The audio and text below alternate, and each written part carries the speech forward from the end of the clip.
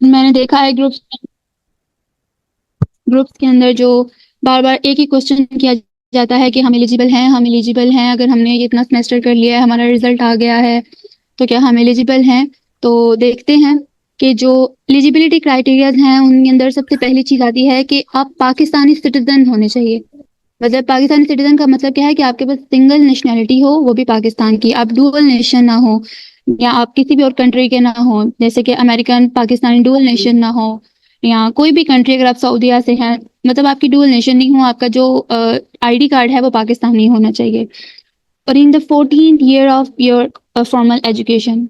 अब 14 ईयर का मतलब क्या है कि आपने, जो हम लोग देखें, 12 कहते हैं एफएससी को, ठीक है, और 13 कहते हैं first year and the second year को, और 14 ईयर कौन सी होगी, आपका third year and fourth year.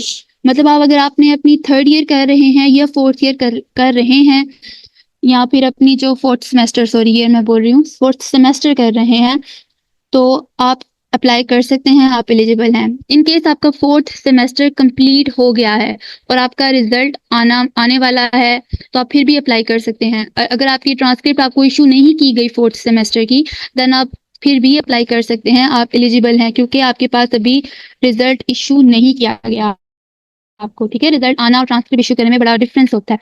लेकिन अगर आप आज जाके उनको बोलें मुझे अपना रिजल्ट दे दें इस सेमेस्टर का, अगर वो आपको फोर्थ सेमेस्टर तक की ट्रांसक्रिप्ट देते हैं ना, तो फिर आप एलिजिबल नहीं हैं। लेकिन अगर आपको वो थर्ड सेमेस्टर तक की ट्रांसक्रिप्ट दे रहे हैं, देन आप एलिजिबल हैं।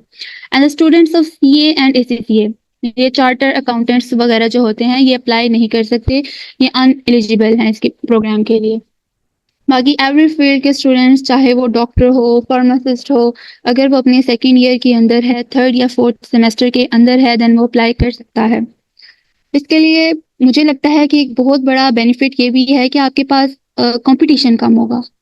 देखिए, अगर थर्ड एंड फोर्थ सेमेस्टर के स्टूडेंट्स अप्लाई कर रहे हैं, तो आप पाकिस्तानी यूनिवर्सिटीज़ का हिसाब लगा लें कि अगर गिनी चुनी पाकिस्तान में यूनिवर्सिटीज़ हैं, अगर उनमें भी एक बैच में मैक्सिमम भी देखेंगे, अगर बहुत भी ज़्यादा देखें तो 200 स्टूडेंट्स होंगे, और हर एक के पास इतनी अवेयरनेस नहीं है, हर इलाके के अंदर इतनी अवेयरनेस नहीं है, तो आपके लिए जो कंपटीशन है वो बहुत ज़्यादा कम कर दिया गया है, बहुत ज़्यादा लो हो गया है आपके पास competition.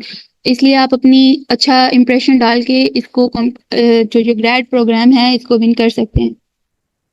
And the next one के ग्रेड ने इस वक्त पहले फिफ्थ सेमेस्टर, मतलब फिफ्थ ईयर, जो 15th ईयर होता था ना, जैसे आपका फिफ्थ एंड सिक्स सेमेस्टर, वो भी एलिजिबल थे, लेकिन उनके साथ थोड़ी कह सकते हैं आप ज्यादती हुई है, क्योंकि वो एक साल से तैयारी कर रहे थे जो नहीं हो सके थे।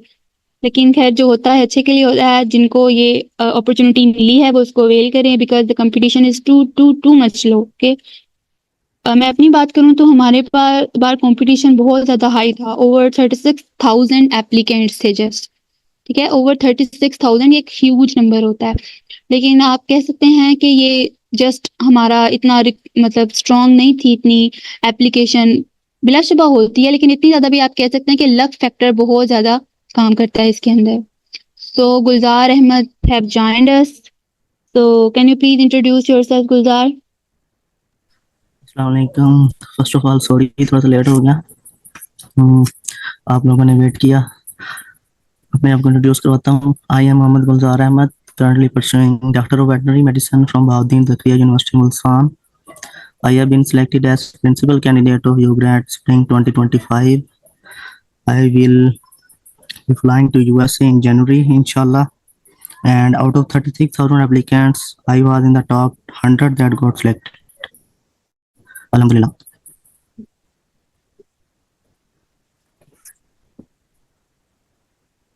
चलें, हम लोग अब नेक्स्ट देखते हैं। आवाज आ रही है सबको मेरी?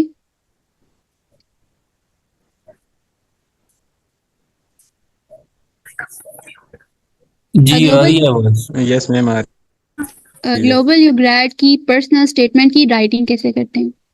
अच्छा, अगर मैं आपको बोलूं कि मुझे आप 250 वर्ड्स का एक ऐसे लिख के दिखाएं जो आपको अपने आप को डिफाइन करता हो, तो आप कैसे करेंगे? बिलाशुबा आप लोग अच्छे तरीके से उसको डिफाइन करेंगे, क्योंकि ये आप अपने बारे में लिख रहे हैं, और हर इंसान अपने बारे में बहुत अच्छा लिखना चाहता है, बहुत यूनिक लिखना चाहता है। लेकिन अगर आप उसको ओवर एग्जैजरेट कर देंगे, थिंग्स को टू कॉम्प्लिकेटेड कर देंगे, तो वो आपके लिए नुकसानदेह होगी, क्योंकि मैं नहीं पढ़ूंगी वो। वो चीज़ जो आप मुश्किल वर्ड्स में लिख रहे हैं या फिर ओवर एग्ज़ैजरेशन कर रहे हैं, क्योंकि ओवर एग्ज़ैजरेशन नज़र आती है।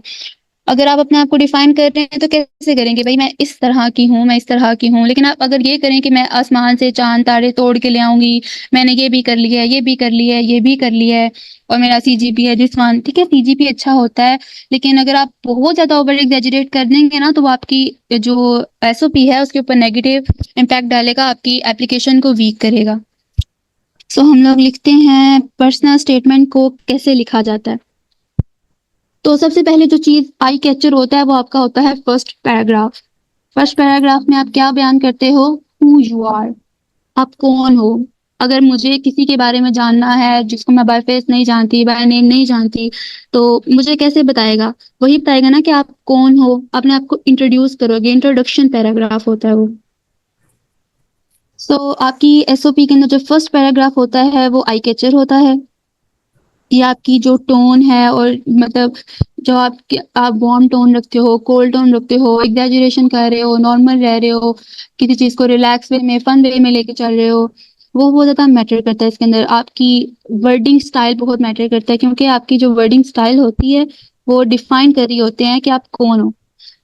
पाकिस्तान में तो है नहीं, लेकिन ऐसा होता है कि जो क्रिमिनोलॉजी डिपार्टमेंट के लोग होते हैं ना, उसके अंदर उन्होंने क्रिमिनल्स को आइडेंटिफाई करने के लिए हैंड राइटिंग को मैच करने के लिए भी साइकोलॉजिस्ट रखे होते हैं। आई डोंट नो साइकोलॉजिस्ट बोलते हैं क्या बोलते हैं, लेकिन हैंड राइटिंग्स को मैच करते हैं। इससे क्या मतलब है कि आपकी हैंड राइटिंग मैटर करती है।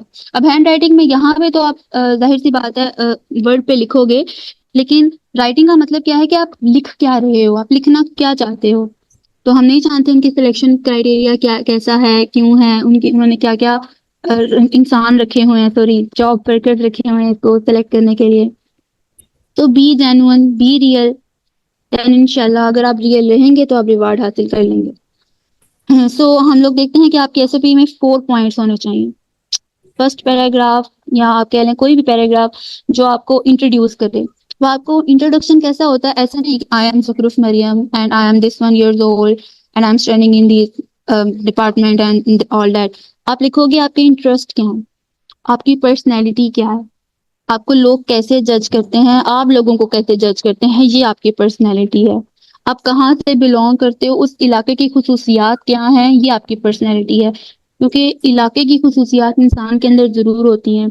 तो मेक श्योर करें कि आप अगर अपनी एसओपी लिखें तो उसके अंदर बयान करें कि आप हो कौन, आप कहाँ से बिलोंग करते हो। अगर कोई बिलोंग करता है ना कि जैसे लाहौर से, तो लाहौर को आप जस्ट ये नहीं लिखो आई एम फ्रॉम लाहौर, आप ये लिख सकते हो कि I M belong from the city who is very diverse in history, culture and everything। ठीक है, आप डायरेक्ट लाहौर नहीं लिखोगे, आप लाहौर को डिफाइन करोगे। देन योर एकेडमिक ऑब्जेक्टिव्स, मतलब आपके एकेडमिक ऑब्जेक्टिव्स क्या हैं, आपने क्या क्या हासिल किया है, आप क्या कर रहे हो, क्या करने वाले हो, ये लिखेंगे। आपके गोल्स, अब मैं आपको एक चीज़ क्लियर करती हूँ, आपके गोल्स और एकेडमिक ऑब्जेक्टिव्स अलग चीज़ होती हैं। जो आपके एकेडमिक ऑब्जेक्टिव है ना, वो आपके एकेडेमा से रिलेट कर रहे होते हैं, मतलब कि आपने क्या क्या करना चाह रहे हैं, क्या बनना चाह रहे हैं। लेकिन आपके गोल्स आपकी पर्पस ऑफ लाइफ को डिस्कस करते हैं कि आपकी लाइफ का पर्पस क्या है।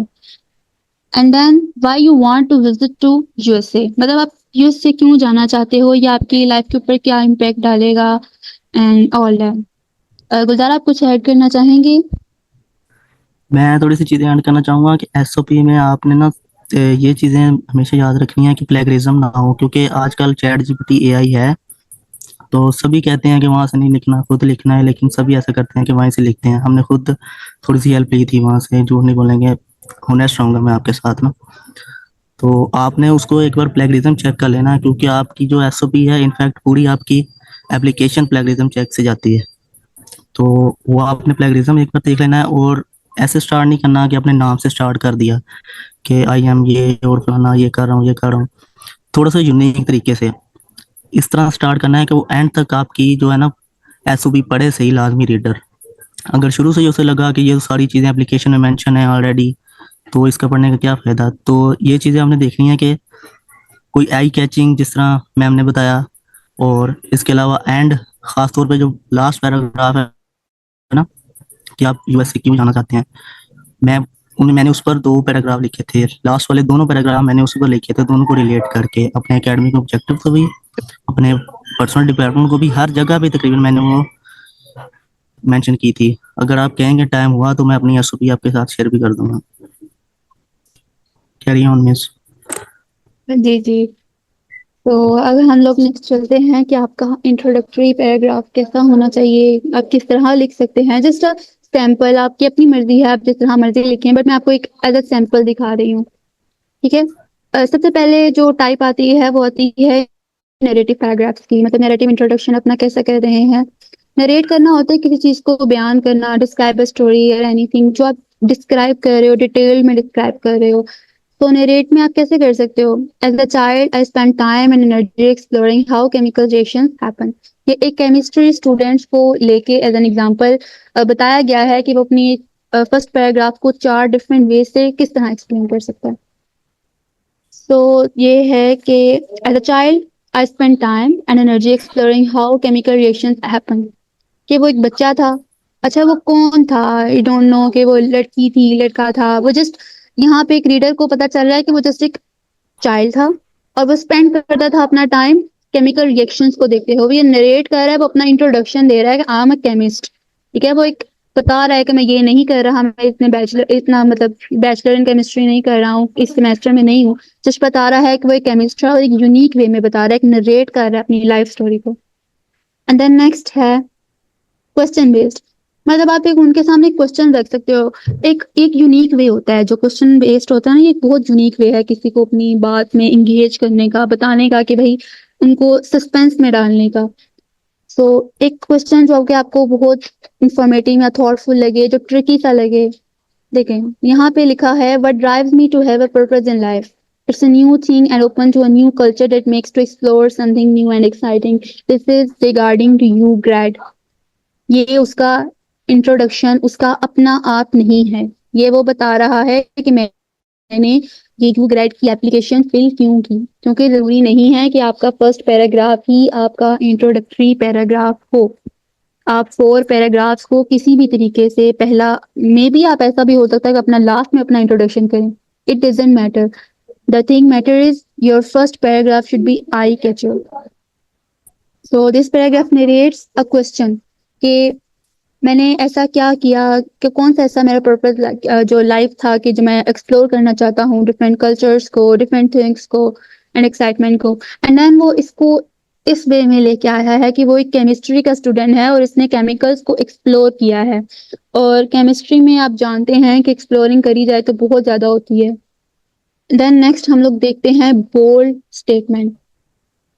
इसका क्या मतलब है कि कोई भी चीज बोल्ड हो ना, वो अप्रोप्रिएट होती है, बहुत ज्यादा प्रॉपर वे में आपके सामने आती है, डिस्क्राइबेबल होती है, उसकी प्रेजेंटेशन बहुत अच्छी होती है। बोल्ड स्टेटमेंट का मतलब ये नहीं कि आप उसको चीज को बोल्ड कर देंगे, आप अपने आप को बोल्ड वे में डिफाइन कर सकते हैं, आप उसको लाइन को बोल्ड भी कर सकते हैं, इट डजंट मैटर। तो क्या कहना चाह रहा है इस एग्जाम्पल में, I am determined person who has always believed in the power of work to make things happen. वो अपने आप को बता रहा है, I am hard working person, I am determined person and I will do what I want to do, I will not wait for anybody. Okay, so ये भी वो अपने आप को एक डिफाइन कर रहा है, एक अच्छे वे में डिफाइन कर रहा है कि मैं ये चीज हूँ, मैं इस बला का नाम हूँ। एंड देन कौन सा है, एनेक्डोटल स्टाइल आपका कौन सा हो सकता है। इसका ये है कि आप अपनी एसओपीज को कोई स्टोरी, कोई आपका लाइफ इवेंट, कोई वाकया, इस वे में आप लोग उसको डिस्क्राइब कर सकते हो कि आपकी जो एसओपी में जैसे कोई यूनिक वे। आई रिमेम्बर जब मैंने इसको एसओपी अपनी लिखनी स्टार्ट की थी, I I haven't much time, about 2 hours मैंने अपनी 2 आवर्स में अपनी एसओपी लिखी थी। और मैंने यूट्यूब देखी थी, उसमें एक वीडियो थी जिसमें वो बता रही थी, I am the only motorcyclist girl in my area. मतलब वो एक सिंगल लड़की थी जो मोटरसाइकिल चला रही थी। ये उसको यूनिक बनाता है। आपने लिखना है कि आपको क्या चीज यूनिक बनाती है, तो आपकी कोई लाइफ स्टोरी हो सकती है, कुछ भी जो आपको यूनिक बनाता है, सबसे अलग बनाता है, why should they select you, आप वो लिखेंगे। So I still remember the day I first got into the chemistry class, fascinated by the power of chemical reactions to bring the revolution through the scientific innovations। इससे क्या मतलब है, तो फिर अपने आप को ही डिफाइन कर रहा है कि मैं ये हूँ और मैं ये करना चाहता हूँ। इसने उसने आपको डिफाइन किया है 2 चीजों को, एक who is he and what he want to do. So I guess हमारे पास टाइम बहुत कम रह गया है, तो इसको वाइंड अप करते हैं या should we excuse me ma'am. change another class? जी जी। मैम मैं ना एक दूसरा लिंक शेयर कर दूंगा। जब ये मीटिंग एंड हो जाए तो सभी पार्टिसिपेंट्स वहीं से उस दूसरे लिंक के जरिए मतलब ज्वाइन कर लेंगे, नहीं तो वो मुझे पर्सनली मैसेज कर देंगे, मैं उनके साथ एक दूसरा लिंक शेयर कर दूंगा। हाँ जी, ठीक रहेगा, क्योंकि अभी हम एक एसओपी रिव्यू करते हैं। नेक्स्ट फिर अगर क्वेश्चन आंसर होंगे या अगर टाइम हुआ तो हम अपनी एसओपी भी यहाँ पे रिव्यू कर देंगे। Okay ma'am. चलो नेक्स्ट हम लोग देखते हैं review of A personal statement. एक मैं नहीं ऐसा बताना चाहूंगी, एक पर्सनल स्टेटमेंट आई थी मेरे पास, उसको रिव्यू करना था मुझे। Then I asked for his permission कि मैं इसको कर सकती हूँ सॉरी कि नहीं। और वो एक केमिस्ट था, ठीक है। तो अपने आप को क्या बयान कर रहा है, फर्स्ट पैराग्राफ, इसका फर्स्ट पैराग्राफ है जो आपके सामने अभी स्क्रीन के ऊपर है। In a world full of hopes and contentment I wish to promote peace and harmony using my knowledge. इसे फर्स्ट गो थ्रू करते हैं पहले, ठीक है। Maintaining the first position each year during my school and college journey with the dedication give me confidence and hopes every time over time. I was an active speaker in school life and won many speech competitions। आप लोगों को इसमें कोई harmony नजर आ रही है? इसमें आपके पास 2-3 चीजों को इकट्ठा एक्सप्लेन किया गया है। जो एक पैराग्राफ होता है ना, पैराग्राफ का मतलब होता है एक अलग दुनिया, एक अलग चीज जो जो दूसरी चीजों से हटके होती है, लेकिन उन पैराग्राफ को आपस में लिंक करने के लिए हार्मनी का होना जरूरी है। इसके अंदर फर्स्ट पैराग्राफ के अंदर बता रहा है उसके गोल्स क्या हैं। I wish to promote peace and harmony using my knowledge. And the second paragraph, इसी पैराग्राफ के नीचे वाली लाइन में वो बता रहा है कि हु इज ही, कि वो हमेशा फर्स्ट पोजीशन लेता है स्कूल कॉलेज में। It is very easy to write these things, not eye catchers. कि मुझे ऐसा लग रहा है कि ऐसे आई कैचर्स नहीं है। I was an active speaker in the school life, वो इसको अलग वे में बयान कर सकता था, अलग चीज से डिफाइन कर सकता था। तो ऐसा कर सकता था कि अपने फर्स्ट पूरे पैराग्राफ के अंदर अपने गोल्स ऑफ लाइफ डिफाइन कर दे, लेकिन उसने 2 चीजों को मिक्स करके डिफाइन करना समझा, ठीक है। और नेक्स्ट हम लोग देखेंगे कि वो क्या कर रहा है, उसी के गोल्स के अंदर कंट्रास्ट आ रहा है, मतलब हार्मनी नहीं आ रही। फर्स्ट ऊपर वो बयान कर रहा है कि I am going to promote peace and harmony using my knowledge, और नेक्स्ट वो बता रहा है I want to be a foreign service officer. My future objective is to become a foreign service officer to promote prosperity and maintain security in the society, having a strong basis and interest in science fields. देखिए, foreign sciences का, foreign services and science field, he is chemist, तो ये बहुत चीज opposite एक दूसरे के ना चली जाती है। If you are a student of international relations then you can define yourself as foreign service officers, ठीक है। नेक्स्ट हम लोग देखते हैं, I started my bachelor in chemistry with a special emphasis on the environmental aspects. As this is the era of environmental crisis, environmental chemistry will help me to think logically to cope up with global crisis with the help of any authority। मतलब क्या वो कहना चाह रहा है, first paragraph में भी उसने अपने गोल्स बताए हैं कि वो क्या करना चाहता है, promote peace and harmony. Next वो बता रहा है कि वो फॉरेन सर्विस ऑफिसर भी बनना चाहता है और केमिस्ट्री, इन्वायरमेंटल केमिस्ट्री के जरिए इन्वायरमेंट को क्लीन भी करना चाहता है। तो आपको नहीं लगता कि उनकी गोल्स के अंदर, उसकी एसओपीज के अंदर, उसके फ्यूचर ऑब्जेक्टिव्स के अंदर ये कंट्रास्ट आ रहा है? उसने 3 चीजों को अपने ऑब्जेक्टिव्स बना के एक ही पैराग्राफ में ऊपर नीचे एक्सप्लेन कर दिया है, ठीक है। उसके फॉरेन सर्विस ऑफिसर अलहदा, इन्वायरमेंटल केमिस्ट्री में की जो है जो चल रही होती है वो अलहदा है। देन वो पीस और हार्मनी को भी प्रमोट करना चाह रहा है। तो दीज आर डिफरेंट थिंग्स। और नेक्स्ट फिर अपने इंटरेस्ट बता रहा है। अगर हमारे पास लेस देन 1 मिनट है तो इसको यहीं स्टॉप करते हैं। So anybody want to join another meeting, वो ज्वाइन कर सकता है। So thank you so much. अस्सलाम वालेकुम मैम। एक्चुअली मैंने ना अपना दूसरी मीटिंग का लिंक मैंने ग्रुप के अंदर शेयर कर दिया है, और जिनको को ग्रुप में नहीं मिला वो यहाँ पर मैं अपना नंबर शेयर कर रहा हूँ। आप लोग वहाँ से मुझे मैसेज कर दें ताकि मैं आप लोगों के साथ आपको वो शेयर कर दूं। ठीक है, जब तक कि आप लोगों को ग्रुप का लिंक नहीं मिलता आप लोग। नेक्स्ट वो बता सकते हैं 39 वाई। minutes. कुरातुल्लाह अपना माइक म्यूट कर दें कि वो यूएस क्यों जाके पढ़ना चाह रहे हैं। वो बता रहे हैं कि वो एक पंजाब से बिलोंग करते हैं जिसका डाइवर्स कल्चर है और अपने कल्चर को मतलब वहाँ पे फैलाना चाहते हैं, उनको दिखाना चाहते हैं कि मेरा कल्चर ऐसा है। वो बता रहे हैं the youth educational system will help me to understand practically of my field study in terms of my objective. जबकि उनके फील्ड ऑब्जेक्टिव्स उन्होंने सिर्फ एक बार एक्सप्लेन किए हैं कि वो केमिस्ट्री के अंदर, इन्वायरमेंटल केमिस्ट्री के अंदर अपने जो करियर है उसको आगे लेके जाना चाहते हैं। तो वो इसमें कैसे अपनी फील्ड ऑब्जेक्टिव्स को प्रैक्टिकली तौर पे परफॉर्म कर सकते थे, क्योंकि वो सोशल वर्कर भी बनना चाहते हैं, मतलब जो सिविल वर्कर थे। और नेक्स्ट वो केमिस्ट बन के अपने जो इन्वायरमेंट को प्रोटेक्ट भी करना चाहते हैं, पीस एंड हार्मनी भी फैलाना चाहते हैं। सो यहाँ पे एक कंट्रास्ट आ जाता है कि अपना कौन सा ऑब्जेक्टिव लेके जाना चाहते हैं। You are not clear about yourself who you are, and it will allow me to see how cultural differences affect people's way of living. We are going to explain your culture there, not the culture differences. Culture differences की वजह से ही cultural exchange programme बनाया गया है।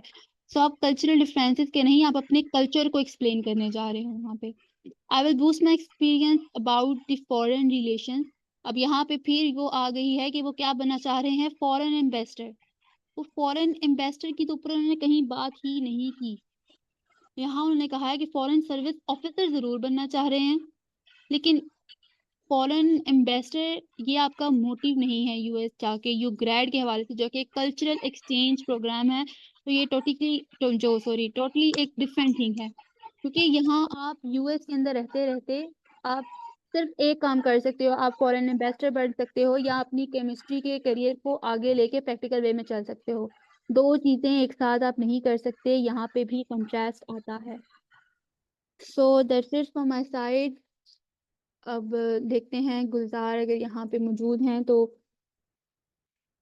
गुलजार आप यहाँ पे हैं? हाँ जी जी इधर ही हूँ। चलो एक्सप्लेन करें।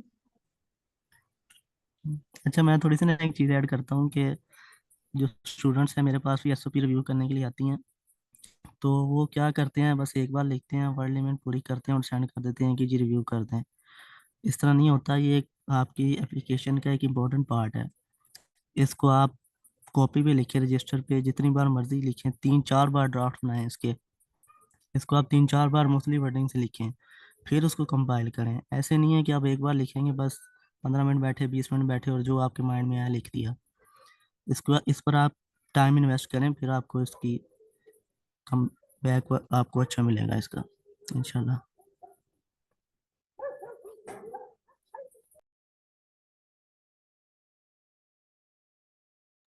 So would you mind to चूंकि ना एक्चुअली अभी हमारा टाइम भी बहुत कम है। आई थिंक हमारे पास जस्ट 15 to 18 मिनट्स है। तो मेरे ख्याल से हमें क्वेश्चन आंसर वाला सेशन कर लेना चाहिए। अभी अगर अच्छा आपने कुछ मैं और भी शेयर करना तो जागैन भाई वो आप कर दें पहले। जी एक जी। मिनट रुकिए, क्वेश्चन आंसर सेशन में जाते हैं। मैं ना अपना एक्सपीरियंस आपके साथ शेयर कर लूँ। वैसे तो जुकरम ने सारा बता दिया है कि किस तरह अप्लाई करना है, क्या चीज़ है, एसओपी के रिलेटेड हो हर चीज़। तो मैं अपना एक्सपीरियंस बता दूं कि आपने हर जगह से सुना होगा कि इसके लिए कम्युनिटी सर्विस चाहिए, आपके सर्टिफिकेट्स होने चाहिए। सब स्टूडेंट्स के हैं जो मेरे साथ सिलेक्ट हुए हैं, जो गए हैं अभी, जो मुझे अलमनाई मिले हैं, तकरीबन ऑलमोस्ट हर एक के होते हैं। लेकिन मैं मेरा थोड़ा सा डिफरेंट कह लें या लक कह लें, जो मर्ज़ी कह लें, लेकिन मैंने एक सर्टिफिकेट भी अपलोड नहीं किया था, कोई कम्युनिटी सर्विस का, कोई वॉलंटियर वर्क का, इस तरह का। और मुझे लगता था फिर मैं कैसे सिलेक्ट हुआ, मुझे ये चीज़ लगती है कि जो मेरी एसओपी थी वो बहुत अच्छी थी। और इसके अलावा मैंने जो एक्टिविटीज़ वाला पोर्शन होता है ना आपकी एप्लीकेशन में, एक्स्ट्रा करिकुलर एक्टिविटीज़ या नॉन एकेडमिक एक्टिविटीज़, वो बहुत मैटर करती हैं। आपने वहाँ वहाँ जो लिखना है वो उनका प्रूफ भी नहीं मांगते, लेकिन आपने लिखना सब अच्छा है ताकि आप उसको डिफेंड भी कर सको जब आप इंटरव्यू के लिए जाओ। तो वो मैंने लिखी थी, उसमें आपका लीडरशिप रोल जो है वो ज़्यादा मैटर करता है। मैं अपना एक्सपीरियंस बता रहा हूँ, बाकियों का मुझे नहीं पता कि वो कैसे सिलेक्ट हुए, उनके क्या क्वालिटीज़ थी, लेकिन मुझे जो लगता है कि मेरी एसओपी एक चीज़, और जो एक्टिविटीज़ वाला पोर्शन मैंने फिल किया था वो, उसमें लीडरशिप क्वालिटीज़, ये चीज़ें मुझे लगता है कि इन चीज़ों की वजह से मेरी सिलेक्शन हुई है। बाकी दुआएं तो फिर ऑफ कोर्स मैटर करती हैं।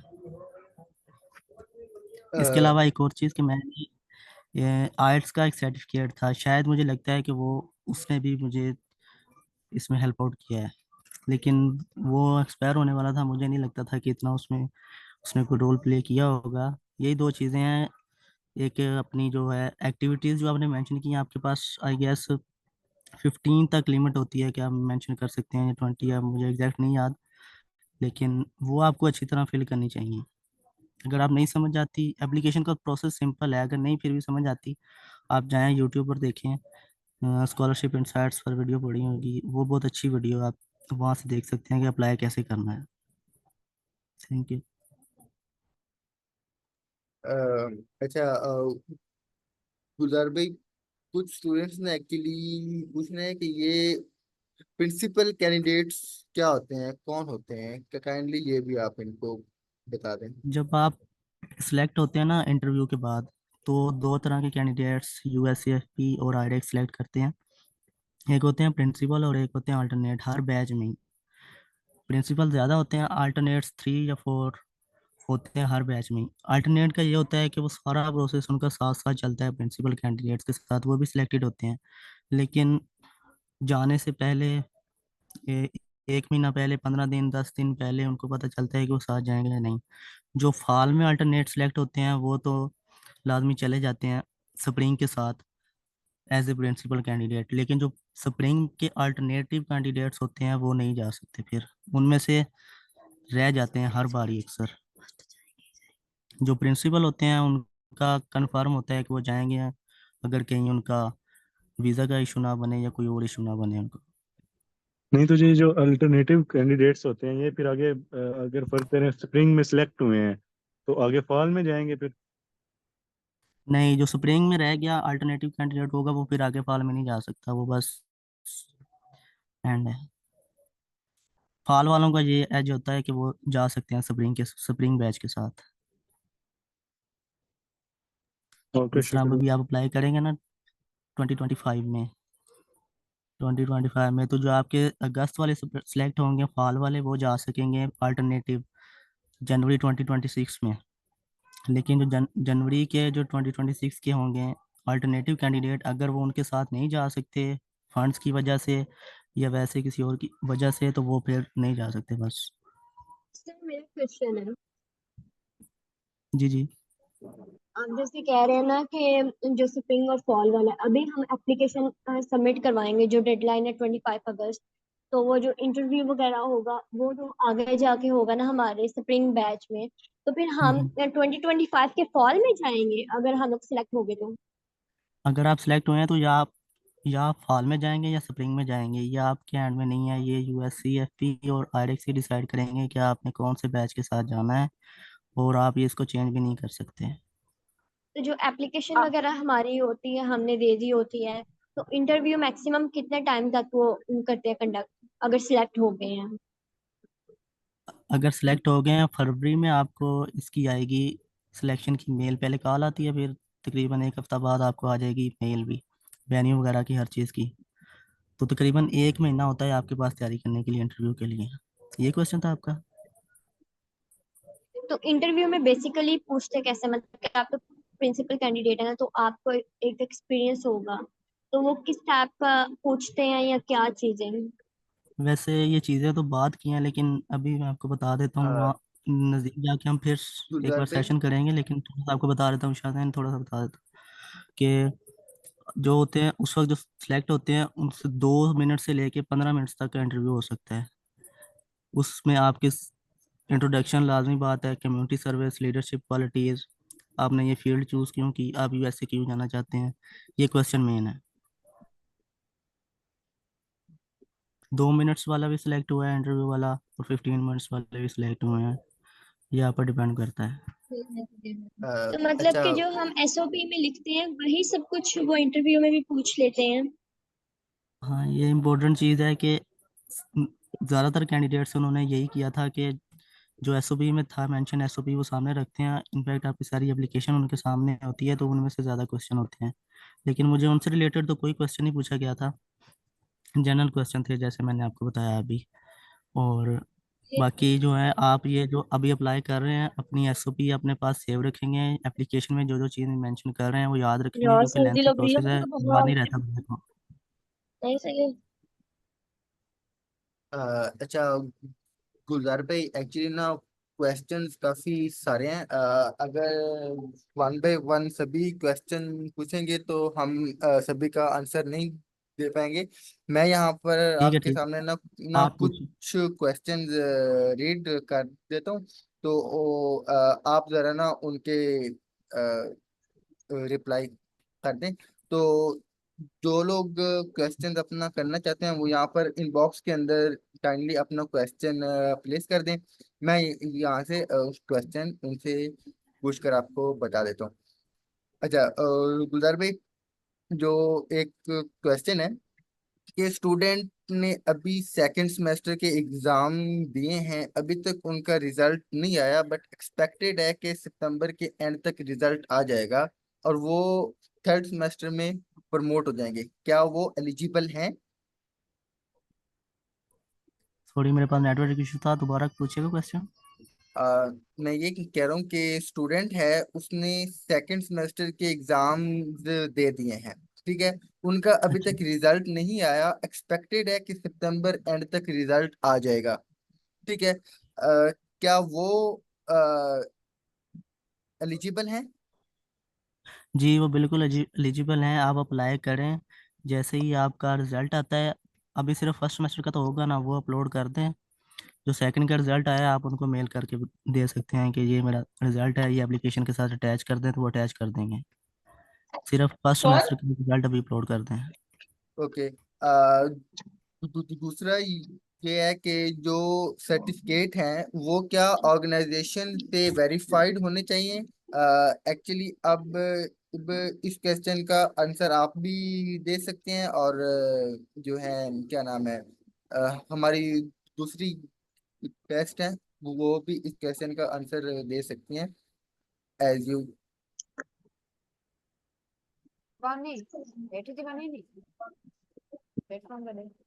जो है सर्टिफिकेट वेरिफिकेशन की बात, तो आपको कोई जरूरत नहीं है वेरिफिकेशन कराने की। कोई भी प्राइवेट ऑर्गेनाइजेशन हो, ये लाइफ अपना बंद करेंगे।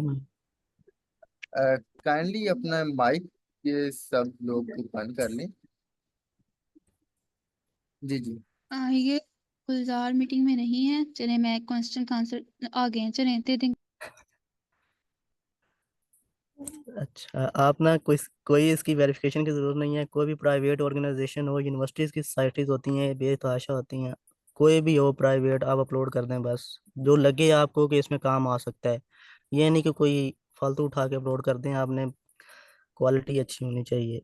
जिस तरह कम्युनिटी सर्विस, लीडरशिप कोई रोल आपने किया हुआ है, कोई वॉलंटियर वर्क, इस तरह की चीज़ें ज़्यादा मेंशन करती हैं, क्योंकि बेसिकली ये है ही कल्चरल एक्सचेंज, और वहाँ जाके आपने ये चीज़ें करनी है, कम्युनिटी सर्विस भी करनी है। तो आपकी एकेडमिक ग्रेड से ज़्यादा ये चीज़ें मैटर करती हैं। चले गुलजार भाई, क्या एप्लीकेशन के लिए पासपोर्ट मैंडेटरी है या पासपोर्ट टोफल मैंडेटरी टेस्ट? नहीं है, लेकिन मैंने पासपोर्ट मैंडेटरी नहीं है, फिलहाल के लिए नहीं है। अच्छा, और टोफिल या कोई और इंग्लिश कोर्स टेस्ट जैसे लाइक एज आइलेट्स वगैरह, ये जरूरी है क्या? कोई अभी के लिए कोई टोफल टेस्ट कोई चीज़ नहीं रिक्वायर्ड, सिर्फ आपने अप्लाई करना है बस। पासपोर्ट ना हो, कोई इंग्लिश लैंग्वेज टेस्ट ना हो, बस अप्लाई करें। ओके सर, ठीक है। सर स्टूडेंट कह रहे हैं कि क्या जीपीए मैटर करता है? जीपीए मैटर करता है, लेकिन अगर आपकी 3 के आसपास भी है तो आप फिर भी अप्लाई कर दें। हमारे जो बैच है ठीक उसमें है। तो 3 से ऊपर है, लेकिन जो अभी फाल में गए हुए हैं उनमें 3 से कम भी है लोगों की जीपीए। तो आप अप्लाई करें, आपकी जितनी भी जीपीए है उसको दूसरी चीज़ों में कवर करें आप। ठीक है। स्टूडेंट कह रहे हैं कि ना सर मेरे पास एक्स्ट्रा करिकुलर एक्टिविटीज नहीं है, तो क्या है मैं फिर भी अप्लाई कर सकती हूँ? अप्लाई कर सकती हैं, आपके पास बेशक कुछ भी नहीं है, लेकिन अब आप अप्लाई लाजमी करें। इसको आप अपनी एसओपी में कवर करें। एक्स्ट्रा करिकुलर एक्टिविटीज सभी के पास होती हैं। अगर लड़की है, कोई लड़का है, कोई नावल पढ़ता होगा, कोई क्रिकेट खेलता होगा, स्पोर्ट्स, तो आप कुछ भी मेंशन कर सकते हैं। Anything other than your academic is extra curricular. एक और क्वेश्चन है, क्या आफ्टर सिलेक्शन यूएसए में हम कितने सेमेस्टर स्टडी करते हैं? आप सिर्फ एक सेमेस्टर स्टडी करेंगे, वो भी 4 to 4.5 months। अच्छा, क्या यू ग्रेड वाले सर्टिफिकेट्स वेरीफाई करवाते हैं? नो, उनके पास इतना टाइम नहीं होता। ओके। अच्छा, प्लेजरिज्म चेक करने के लिए हम कौन सी वेबसाइट इस्तेमाल करें? Just type on Google plagiarism check, तो आप चेक कर सकते हैं वहाँ से। पेड भी होती हैं, फ्री भी होती हैं, आप फ्री वाली के यूज़ करें। ओके। सर्टिफिकेट नहीं है एक्टिविटीज वाले सेक्शन में, कितनी एक्टिविटी सर्टिफिकेट्स नहीं है, लेकिन एक्टिविटीज वाले सेक्शन के अंदर हम कितनी एक्टिविटीज ऐड कर सकते हैं, या कितनी ऐड करना बेहतर है?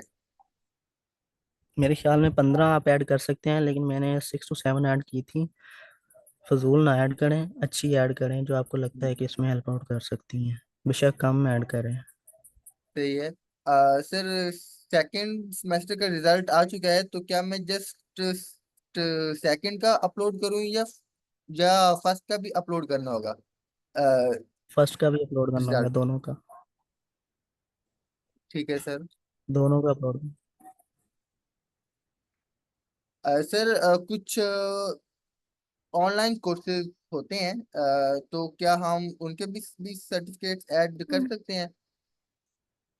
जी बिल्कुल कर सकते हैं, अगर वो वेरीफाइड वेबसाइट्स हैं तो आप कर सकते हैं। Okay sir. Can we make SOP write from anyone having good English but telling all our own ideas? मतलब कि उनके कहने का मतलब है कि हम किसी एक ऐसे से इंसान से अपनी एसओपी लिखवा सकते हैं जो हैं जिसकी इंग्लिश प्रोफिशिएंसी बहुत अच्छी हो। देखें, यूएसएफपीए का सेशन भी हुआ था कुछ दिन पहले, शायद आप लोगों में से किसी ने लिया हो, तो उन्होंने भी यही जी जी, बात की मैंने। थी, अगर आप अप्लाई खुद नहीं कर सकते तो फिर आपको जाने का भी हक नहीं है। तो मुझे लगता है आपको खुद ही कोशिश करनी चाहिए।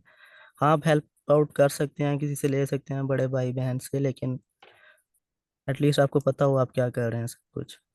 चलें सर, क्या हम अपनी होम यूनिवर्सिटी से हमें कोई रेफरेंस रेफरेंस लेटर अटैच करना पड़ता है एप्लीकेशन सबमिशन के वक्त? एप्लीकेशन सबमिशन के वक्त नहीं चाहिए, आपकी सिलेक्शन के बाद चाहिए, इंटरव्यू के बाद जब आप सिलेक्ट हो जाते हैं, अभी के लिए नहीं चाहिए। Okay sir. बाकी क्वेश्चन तकरीबन यही है कि जी, क्या हम फोर्थ वाले हैं, स्टूडेंट हैं, क्या क्या हम एलिजिबल हैं? फोर्थ वाले तो एलिजिबल हैं। Okay sir. चलें सर, एक्चुअली ना अभी भी हम शायद 1 मिनट के बाद ख़त्म कर दें, चूँकि टाइम ख़त्म होने को है। तो अच्छा, मैं लास्ट चीज़ मेंशन करता हूँ। जी जी सर। अगर किसी ने अपनी एसओपी रिव्यू वगैरह करवानी है तो वो सेंड कर सकता है, मैं अपना इंस्टाग्राम इधर लिख लेता हूँ। सर एक्चुअली ना मैं भी उसी के बारे में ही बताने वाला था। हमने ना एक गूगल फॉर्म बनाया है, जिसने अपनी एसओपी अच्छा। रिव्यू यो करवानी है, वो उस गूगल फॉर्म के ऊपर अपलोड कर दें। उस गूगल फॉर्म की ऑथराइजेशन आपके पास से भी होगी, तो जो एसओपी आएगी आप उसका रिव्यू करेंगे और वहां पर उनका जीमेल मेंशन हुआ हुआ होगा, तो आप उस जीमेल के ऊपर उनको रिस्पॉन्स कर देंगे, या उनका व्हाट्सएप नंबर वहां पर दिया हुआ होगा, आप उस व्हाट्सएप नंबर के ऊपर रिस्पॉन्स कर देंगे, ठीक है। और उसका लिंक ठीक है। मैं ग्रुप के अंदर शेयर कर दूंगा। तो जितने भी मेंबर्स यहाँ पर न्यू हैं वो काइंडली अपने एग्जैक्ट नेम के साथ मुझे मेंशन कर दें, ताकि मैं उनको अपने ग्रुप के अंदर ऐड कर दूं और सारी चीजें मैं उनके साथ वहां पर डिस्कस कर सकूं, ठीक है। गुड है। हाँ। बाकी की कि इंशाल्लाह मैं हम लोग और भी सेशन कंडक्ट करेंगे जब इन लोगों का आएगा इंटरव्यू कॉल आएगी, तब भी हम लोग सेशन कंडक्ट करेंगे। और हम इंशाल्लाह कोशिश करेंगे जो इस वक्त फॉल 2024 के अंदर इस वक्त अमेरिका के अंदर मौजूद हैं, हम उनके साथ भी कांटेक्ट करें और उनको भी अपने सेशंस के अंदर लेकर आए इंशाल्लाह। हाँ, अल्लाह हमारा ये सेशन साथ साथ चलता रहेगा।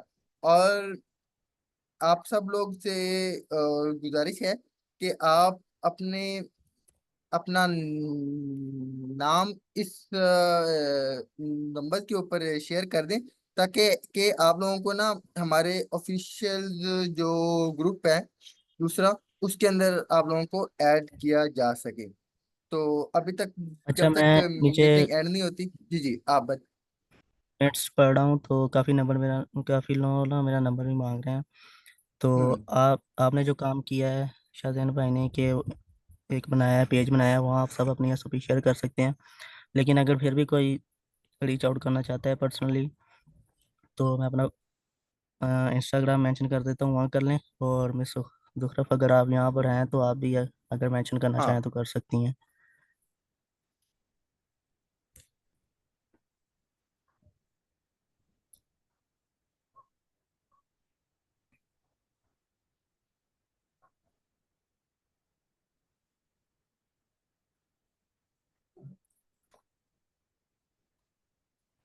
जुखरफ, आप यहाँ पर हैं? गुड है।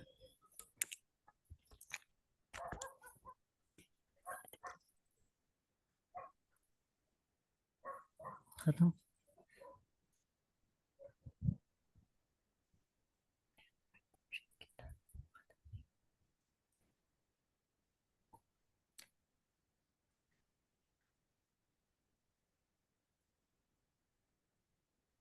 प्लीज ये कोई ऊपर लाइनिंग कर रहा है, ये आपको ना करिए।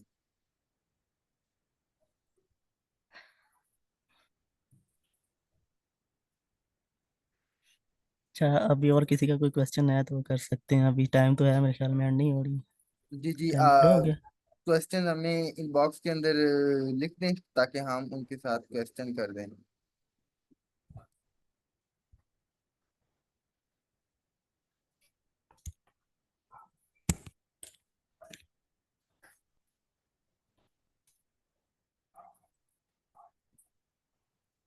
ये कौन है जो कि कर रहे हैं? वैसे मुझे यहाँ पर नाम शो हो रहा है, अगर मैं अब नाम लूंगा तो उनको फिर बुरा लगेगा, तो काइंडली ये ना करें।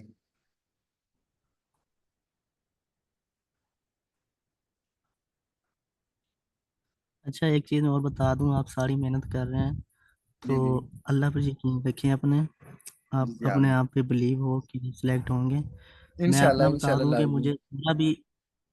मुझे ना अप्लाई करके मैं भूल गया था। मुझे पता ही नहीं था कि कभी कॉल आएगी या क्या होगा। इनफैक्ट मैंने अपनी एसओपी किसी एलुमनाई से रिव्यू नहीं करवाई, कोई यूट्यूब पे वीडियो नहीं देखी कि कैसे अप्लाई करना है। सब कुछ खुद किया है, और एट जो लास्ट दिन था उस वक्त अप्लाई किया है।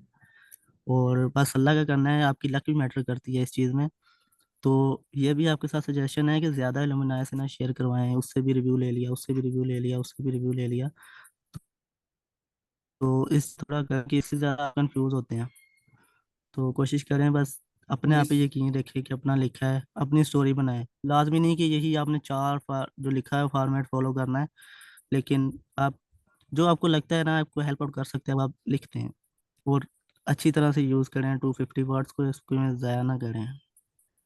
अच्छा और बस अल्लाह पे गुजार यकीन भाई, रखें। अपनी मैं तरफ भी से आप मेहनत कर रहे हैं, बाकी अल्लाह के हाथ।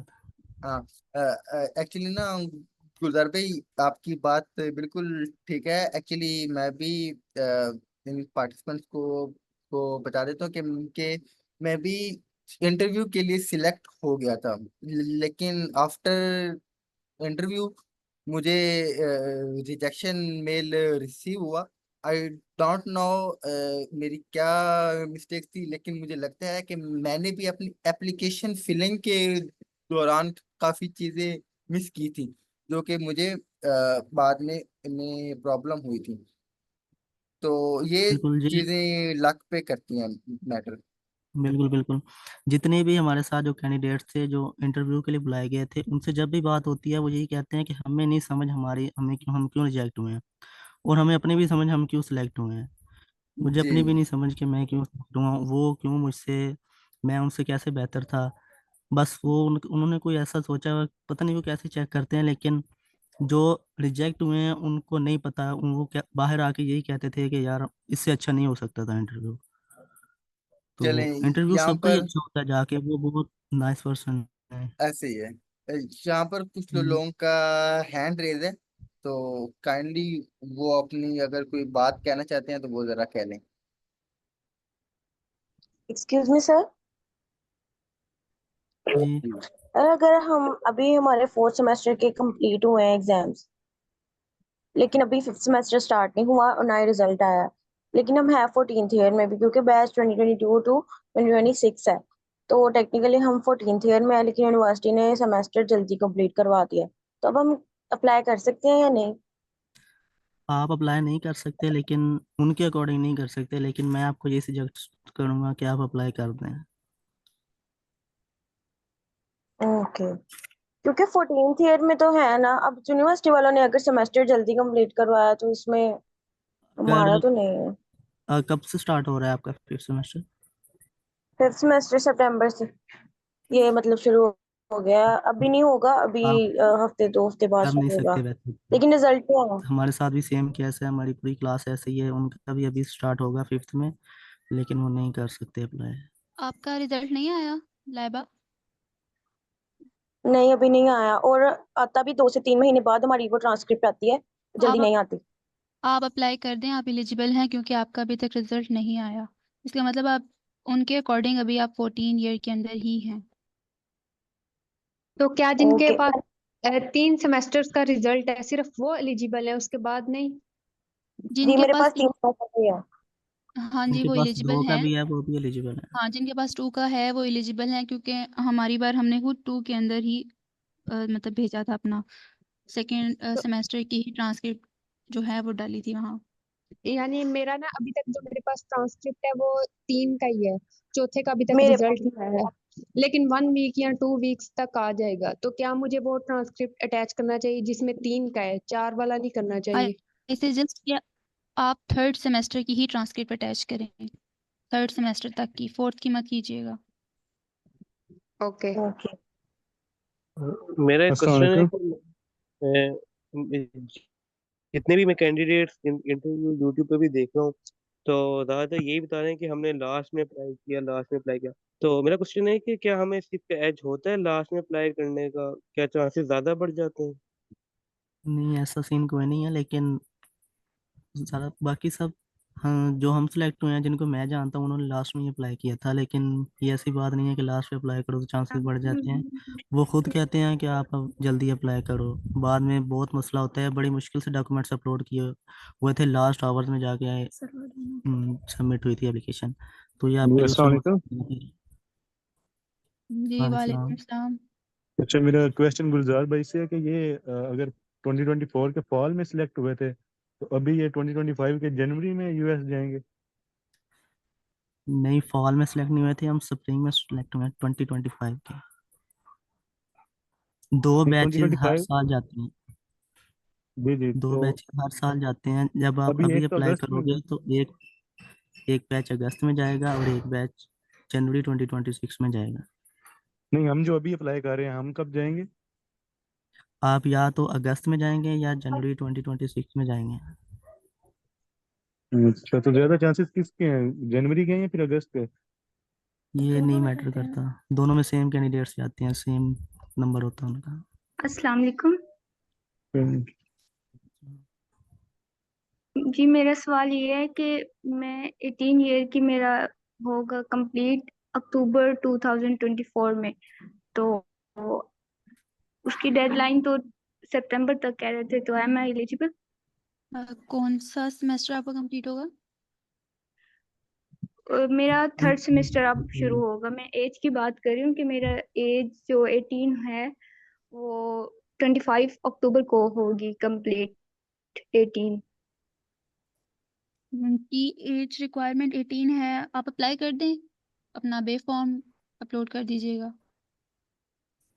ठीक है।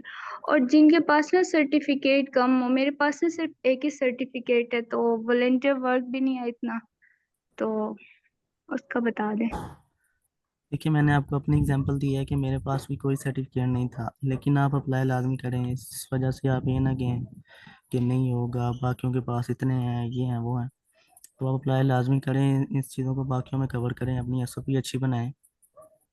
हम्म, मेरा क्वेश्चन था कि हम मैं ना बहुत सारी एक्टिविटीज कर रही हूँ, जैसे एक ब्लड डोनर सोसाइटी है उसमें भी वर्क कर रही हूँ, लेकिन वो हमें सर्टिफिकेट नहीं देते ना। तो उसको कैसे हमें लिखना चाहिए अपनी एप्लीकेशन में कि वो अच्छा भी लगे? आप उसको अपनी एसओपी में मेंशन कर सकते हैं अगर आपको लगता है तो, या फिर वो एक्टिविटीज़ में भी मेंशन कर सकते हैं। एक्टिविटीज तो हमारे पास बहुत ज्यादा होती है, लेकिन हमें लिखना नहीं आ रहा होता। वो जो 15 to 20 लिमिट होती है, सिर्फ उसमें कैसे हमें अपनी एक्टिविटीज को मेंशन करना चाहिए? जिस तरह मैं अपनी एसओपी में लिखा था ना कि स्ट्रगल्स, मैंने बेसिकली अपनी स्ट्रगल्स का बताया था ना अर्ली लाइफ का। तो मैंने ये नहीं बताया था कि ये भी स्ट्रगल हुई मुझे, ये भी स्ट्रगल हुई, ये भी हुई और इसको मैंने ऐसे टैकल किया। मैंने सिर्फ